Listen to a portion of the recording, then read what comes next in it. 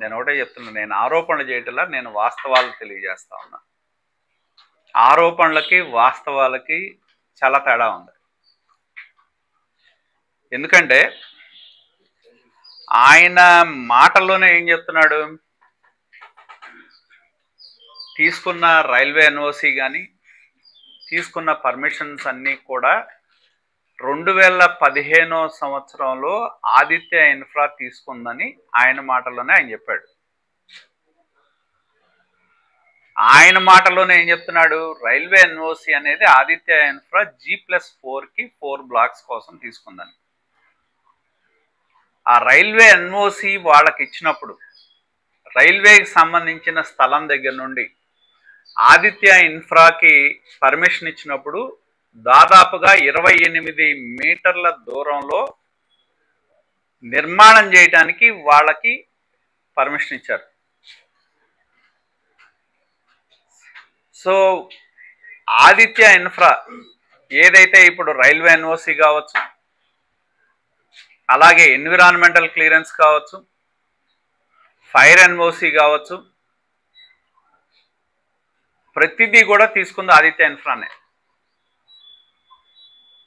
ఆయన మాటల్లోనే చూస్తే మనకు అర్థమవుతుంది ఏంటంటే, రైల్వే వాళ్ళకు ఒక ప్లాన్ ఇచ్చారు. ఆయన మాటల్లోనే నిన్న చెప్పిన దాని ప్రకారం రైల్వే వాళ్ళకు ఒక ప్లాన్ ఇచ్చారు, ఎన్విరాన్మెంటల్ క్లియరెన్స్కి ఒక ప్లాన్ ఇచ్చారు, ఫైర్ వాళ్ళకు ఒక ప్లాన్ ఇచ్చారు. ఆదిత్య ఇన్ఫ్రా ఎప్పుడైతే ఈ ప్రాజెక్ట్ నుంచి తప్పుకుందో ఏలూరు జూట్ మిల్స్ వాళ్ళు వాళ్ళ ఓన్గా మొదలుపెట్టారు. ఏలూరు జూట్ మిల్లు వాళ్ళు మొదలుపెట్టినప్పుడు అంబటి మురళి యొక్క పాత్ర ఏంటి అంటే, అంబటి మురళి అనే వ్యక్తి ప్రాజెక్ట్ మేనేజ్మెంట్ కోసం రిక్రూట్ చేయబడ్డాడు ఏలూరు జూట్ మిల్స్లో. అంటే కన్స్ట్రక్షన్ సూపర్విజన్ కానీ మార్కెటింగ్ కానీ సూపర్వైజ్ చేయడానికి అంబటి మురళిని ఒక అగ్రిమెంట్ చేసుకున్నాడు ఏలూరు జూట్ మిల్తో. మరి ఈయన ఈ ప్రాజెక్ట్కి ఓనర్ ఎలా అయ్యాడని నేను అడుగుతా ఉన్నా. ప్రాజెక్ట్ మేనేజ్మెంట్ కన్సల్టెంట్గా ఉన్న వ్యక్తి అంబటి మురళి బజరంగ్ అర్బన్ ఇన్ఫ్రా పేరుతో ప్రాజెక్ట్ మేనేజ్మెంట్ కన్సల్టెంట్గా ఉన్న వ్యక్తి ప్రాజెక్టు ఓనర్ ఎలా అయ్యాడు? ఎందుకంటే ఆయన ఏం చెప్తున్నాడు, నన్ను ఒక ప్రముఖ బిల్డర్గా నేను వచ్చానని చెప్తున్నాడు నిన్న ప్రెస్ మీట్లో. ఆయన ఐ విల్ అప్రిషియేట్ దట్. ఒక ప్రముఖ బిల్డర్గా ఆయన వచ్చినప్పుడు, నువ్వు హై రైజ్ భవనం కడుతున్నప్పుడు ప్రభుత్వానికి సంబంధించి వివిధ డిపార్ట్మెంట్ల నుండి కావాల్సిన ఎన్ఓసీలు, పాటించాల్సిన నియమ నిబంధనలు తెలియకుండానే ఆయన ప్రముఖ బిల్డర్ అయ్యాడా? తెలుసు. ఆయన ఉద్దేశపూర్వకంగా, నేను గతంలో కూడా చెప్పా, 25/5/2023 ఆదిత్య ఇన్ఫ్రాకి 2015లో రైల్వే వాళ్ళు ఇచ్చిన ఎన్ఓసికి విరుద్ధంగా నిర్మాణాలు జరుగుతున్నాయని రైల్వే అధికారులు గుర్తించి వాళ్ళకిచ్చిన రైల్వే ఎన్ఓసిని రద్దు చేయడం జరిగింది. అది రద్దు చేసిన తర్వాత వెంటనే ఏదైతే ఏలూరు జూట్ మిల్స్ వాళ్ళు ఆదిత్య ఇన్ఫ్రా ఆగిన తర్వాత ఏలూరు జూట్ మిల్స్ వాళ్ళు వాళ్ళ సొంతంగా ప్రాజెక్ట్ని టేక్ ఓవర్ చేశారో, ఈయన్ని ప్రాజెక్ట్ మేనేజ్మెంట్ కన్సల్టెంట్గా పెట్టుకొని వాళ్ళు రైల్వే ఎన్ఓసికి అప్లై చేస్తే దాన్ని కూడా రైల్వే అధికారులు తిరస్కరించారు. 6వ నెలలో దాన్ని తిరస్కరిస్తే వెంటనే ఈయన 11వ నెల November టెంటేటివ్గా around 5th or 10th మధ్య 2023వ సంవత్సరంలో ఇర్రికవబుల్ జీపీఏ ఏలూరు జూట్ మిల్ నుంచి చేసుకున్న మాట వాస్తవమా కాదా? ఏదైతే ఆదిత్య ఇన్ఫ్రా రైల్వే ఎన్ఓసి రద్దు చేసినప్పుడు కానీ, ఏలూరు జూట్ మిల్స్ సంబంధించి రైల్వే ఎన్ఓసిని తిరస్కరించినప్పుడు కానీ, దానికి సంబంధించిన సమాచారాన్ని బజరంగ్ అర్బన్ ఇన్ఫ్రా లిమిటెడ్కి రైల్వే అధికారులు అందించిన మాట వాస్తవమా కాదా? అంటే ఆయన ప్రాజెక్టు ఓనర్గా మారినప్పుడు, ఇందాక నేను అడిగా, ప్రాజెక్టు మేనేజ్మెంట్ కన్సల్టెంట్గా ఉన్న వ్యక్తి ఓనర్గా ఎలా మారారని. ఎప్పుడైతే ఏలూరు జూట్ మిల్లుకు సంబంధించిన రైల్వే ఎన్ఓసిని తిరస్కరించడం జరిగిందో, ఏలూరు జూట్ మిల్లుకు సంబంధించిన యాజమాన్యాన్ని అధికారం ఉంది కాబట్టి వాళ్ళని భయపెట్టి, నాకు అధికారం ఉంది, నేను రైల్వే ఎన్ఓసీలు కానీ పర్మిషన్లు కానీ తెచ్చుకుంటా, నేను కావాల్సిన చోట సంతకాలు పెట్టండి అంటే వాళ్ళకి 89 అపార్ట్మెంట్లు, ఇవాళ చూడండి 5 ఎకరాల 80 సెంట్లలో ఎవరైనా డెవలప్మెంట్కి ఇస్తే ఎన్ని వస్తాయి అపార్ట్మెంట్లు?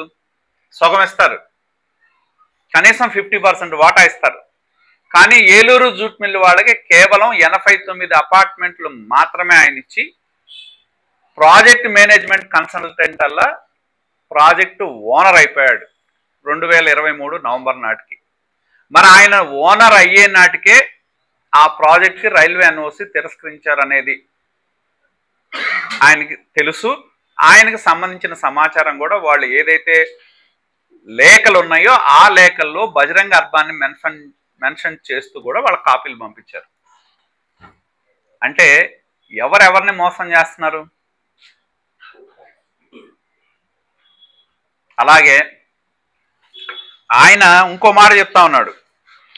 ఆయనకి ఆదిత్య ఇన్ఫ్రాకి ఎన్విరాన్మెంటల్ క్లియరెన్స్ ఇచ్చినప్పుడు, ఫైర్ ఎన్ఓసి ఇచ్చినప్పుడు కూడా వాళ్ళకి అధికారం ఉంది కాబట్టి పేర్లు యాక్చువల్గా అయితే ఆదిత్య ఎన్ఓసి ఇవ్వాలి పేరు ట్రాన్స్ఫర్ అవ్వాలంటే. సంబంధం లేకుండా వాళ్ళ ప్రభుత్వం వాళ్ళ అధికారంలో ఉన్నారు కాబట్టి నేమ్ ట్రాన్స్ఫర్ చేయించుకున్నాడు ప్రతిదీ కూడా. ఎన్విరాన్మెంటల్ క్లియరెన్స్ ఆయనే చెప్తున్నాడు. నేనేం చెప్తున్నాడు? ఎన్విరాన్మెంటల్ క్లియరెన్స్ నేను 600 అపార్ట్మెంట్స్ తీసుకున్నాను, నేను 500 కడుతున్నానని చెప్పి అది వైలేషన్ కాదా? ఎన్విరాన్మెంటల్ క్లియరెన్స్ ఏ ప్రాజెక్ట్కి అయితే తీసుకుంటారో, ఏ డిజైన్కి అయితే తీసుకుంటారో, ఏ స్కోప్కి అయితే తీసుకుంటారో ఖచ్చితంగా దానికి విరుద్ధంగా నిర్మాణాలు జరిగితే ఈసీ క్యాన్సిల్ చేసే అధికారం ఉంది అని చెప్పి ఆయనకి ఇచ్చిన ఈసీలోనే ఉంది.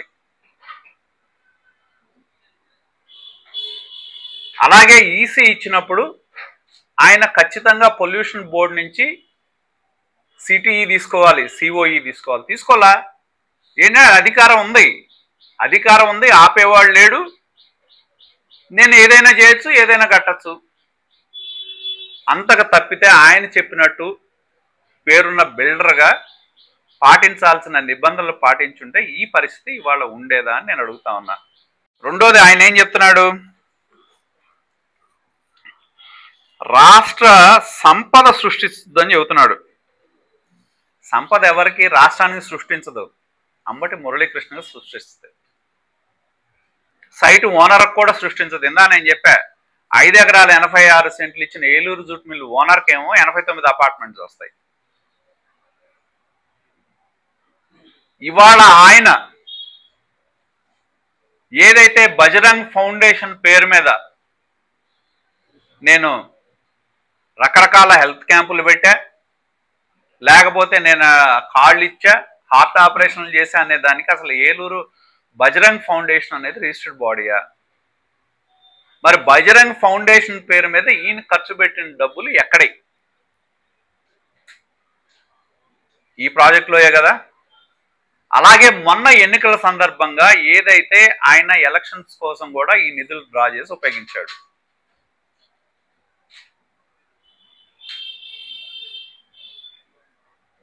సంపద ఆయనకి సృష్టించింది కానీ రాష్ట్రానికి సృష్టించలా. నిజంగానే ఆయనకి సంపద ఎప్పుడు కేవలం ఓనర్కి 89 ప్లాట్లు ఇచ్చినాడు అంటే ఆయన ఖర్చు సగం తగినట్టే కదా. ల్యాండ్ ఆయనది కాదు, కోట్ల విలువైన భూమి ఆయనది కాదు, 89 అపార్ట్మెంట్లు మాత్రం ఇచ్చాడు. ఏమన్నా రూపాయి తక్కువ అమ్మాడు ఆయన? ఏమన్నా సమాజం కోసం ఆయన ఏమన్నా రూపాయి ఇదిగో నాకు 89 అపార్ట్మెంట్లు ఓనర్కి ఇచ్చాను, ఇంత విలువైన కోట్ల విలువైన భూమి నాకు తక్కువలో వచ్చింది కాబట్టి నేను కూడా సమాజాన్ని ఉద్ధరిద్దాం కాబట్టి నేను ఏదైనా తక్కువ ధరకు నేను అపార్ట్మెంట్లు ఇస్తా ఏమైనా ఇచ్చాడా? లేదే. మార్కెట్ ధరకు అనుగుణంగానే అమ్మాడు ఆయన.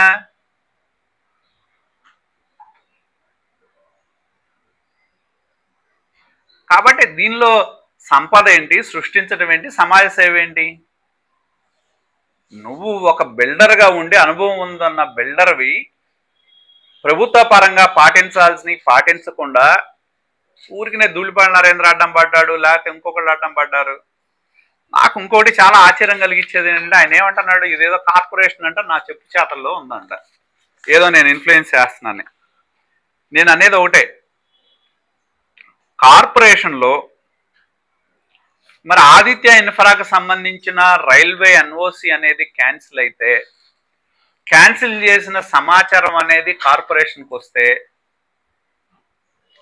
మేము తెలుగు నాకంత ముందే దానికి సంబంధించిన సమాచారం ఉంది, మేము ఎలక్షన్లు అయిన తర్వాత దానికి సంబంధించిన సమాచారాన్ని వెలికి తీస్తే కార్పొరేషన్కి వచ్చిన పేపరు కార్పొరేషన్లో ఎలా మాయమైంది?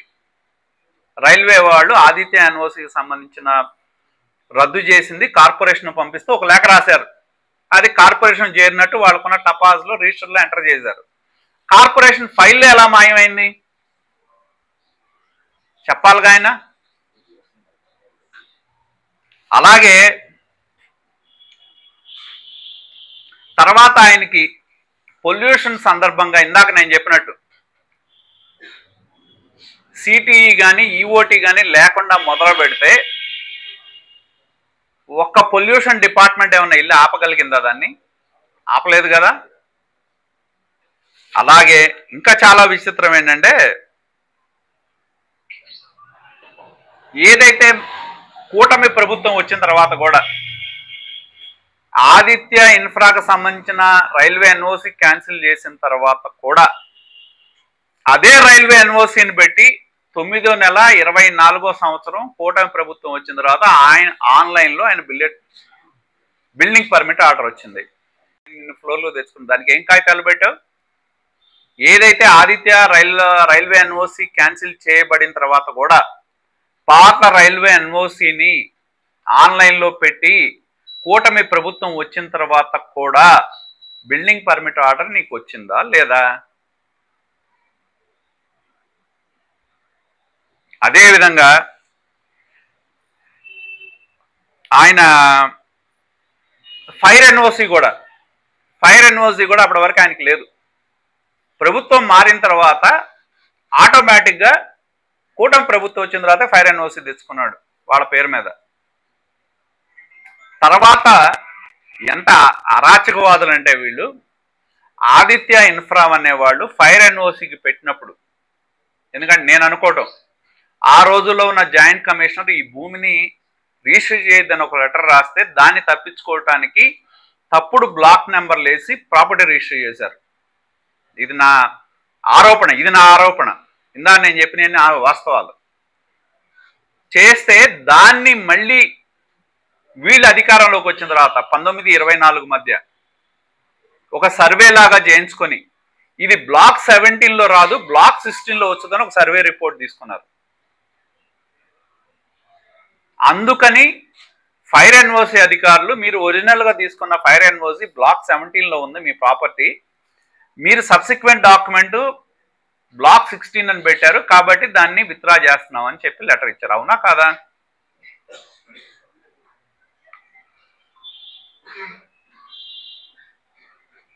మరి నిజంగానే మాకు ఆయన చెప్పినట్టు కూటమి ప్రభుత్వం అధికారంలోకి వచ్చింది, ధూళిపాల నరేంద్ర ఇన్ఫ్లుయెన్స్ చేస్తున్నాడు అనుకుంటే ఇవన్నీ నీకు ఎలా వచ్చింది? బిల్డింగ్ పర్మిట్ ఆర్డర్ పాత రైల్వే ఎన్ఓసి పెడితే ఎలా వచ్చింది?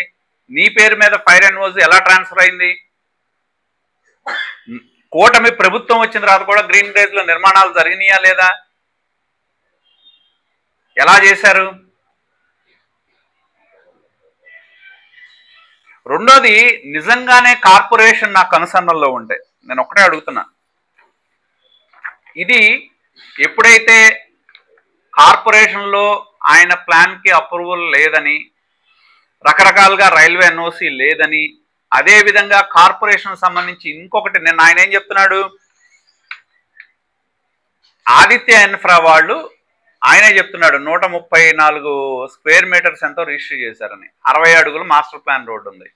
60 అడుగుల మాస్టర్ ప్లాన్ రోడ్డుకి 804 గజాలు స్క్వేర్ మీటర్స్ రిజిస్టర్ చేయాలి. కేవలం 134 మాత్రమే రిజిస్టర్ చేస్తే కార్పొరేషన్ వాళ్ళు ఇంతే అడిగారు నేను చేశానని అంటే నువ్వు కార్పొరేషన్ మేనేజ్ చేసినట్టు కదా ప్లానింగ్లో వాళ్ళని? మిగతా ఏదైతే 600 స్క్వేర్ మీటర్లు ఎక్కడ చూపెట్టాడు ప్లాన్లో, రైల్వే ప్రాపర్టీలో చూపెట్టారు.